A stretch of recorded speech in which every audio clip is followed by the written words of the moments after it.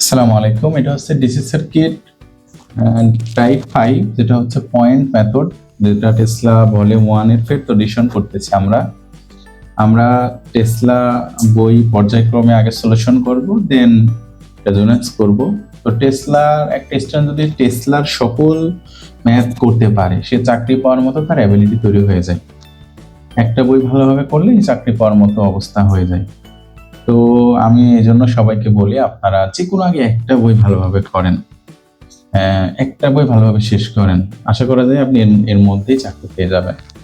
অর্থাৎ আপনি যদি টেসলার সব অঙ্ক করতে পারেন, আপনি রেজোনেন্সেরও সব অঙ্ক করতে পারবেন। তো আমরা এই সার্কিটে আমরা মিক্স টাইপ 5 করতেছি। আমরা টাইপ 1 2 3 4 ইতিমধ্যে আপলোড দিয়েছি এবং টেসলার সমস্ত সলিউশন পর্যায়ক্রমে এক এক আপলোড করব। তো টাইপ 5 বলতেছে, আমরা এটার নাম দিয়েছি পয়েন্ট মেথড আমাদের সুবিধার্থে। কেন আমরা পয়েন্ট মেথড অ্যাপ্লাই করব? যে কোনো সার্কিটকে সহজভাবে উপস্থাপন করার জন্য অথবা সিরিজ প্যারালাল সংযোগ বুঝতে না পারলে পয়েন্ট মেথড ব্যবহার করা হয়। সাধারণত 2 থেকে সর্বোচ্চ 4টি পয়েন্ট নিলেই জটিল সার্কিট সহজ হয়। অর্থাৎ আমাদের যত পয়েন্ট মেথডের ম্যাথ আছে, আমাদের 2টার বেশি বা 3টা 2টার বেশি এবং 4টার মধ্যেই পয়েন্টগুলো সলভ হয়ে যায়, এর বেশি পয়েন্ট নেওয়ার প্রয়োজন হয় না। তো আমাদের পয়েন্ট মেথডে আমরা কয়টা পয়েন্ট জানি? আমরা সাধারণত 3 ধরনের পয়েন্ট জানি। এক হচ্ছে এবি পয়েন্ট, যেটার একটা সিঙ্গেল সোর্সের সাথে আমাদের সবগুলো রেজিস্ট্যান্স আলাদা আলাদা আছে, তাহলে এটা R1, R2, R3, এরকম যদি আরো থাকে, তো আমাদের মোট পয়েন্ট হচ্ছে। এবার একটা হচ্ছে এবিসি পয়েন্ট, অর্থাৎ সোর্সের সাপেক্ষে আমাদের এ প্রান্ত যদি আমরা এ ধরি, এ এ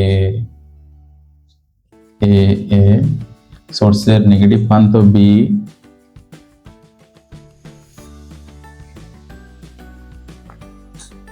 আর মাঝখানের এই পয়েন্টটা হলো সি, তাহলে আমরা সেটা বলবো এবিসি পয়েন্ট। আরেকটা পয়েন্ট কি পাবো? এবিসিডি পয়েন্ট, যা আমাদের সোর্সের এ প্রান্ত এ, এটাও এ, এটাও এ,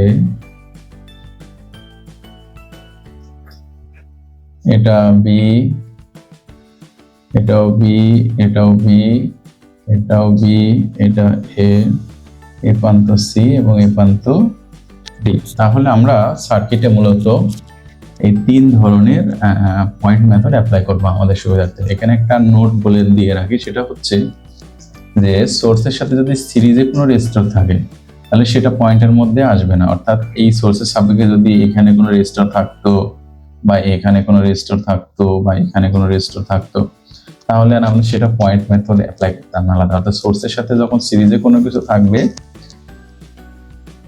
তখন আমরা তাকে আর আলাদা করে পয়েন্ট মেথডের মধ্যে নিয়ে আসবো না। তাহলে এই ছিল আমাদের টাইপ 5 ম্যাথ।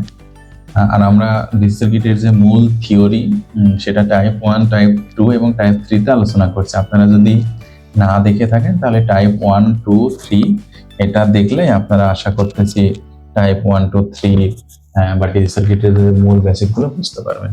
ঠিক আছে, থ্যাংক ইউ সবাইকে। আসসালামু আলাইকুম।